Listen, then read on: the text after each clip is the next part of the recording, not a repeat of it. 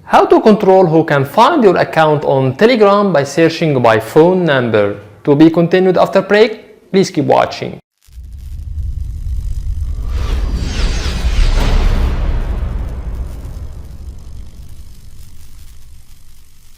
Hello my friends, how are you? Welcome back to my channel. Still explain how to use the Telegram app step by step. Today we will learn how to control who can find your account on Telegram by searching by phone number. Let's get started and see how can we do that.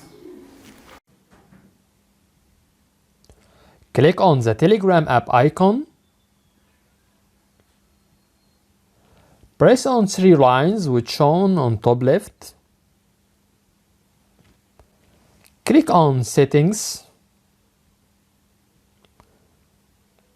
Scroll down till we get Privacy and Security.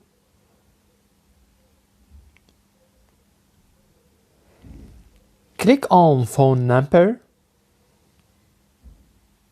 Here you have two options, Everybody and My Contacts. The first option, Everybody option, means that users who have your number saved in their contacts will also see it on Telegram.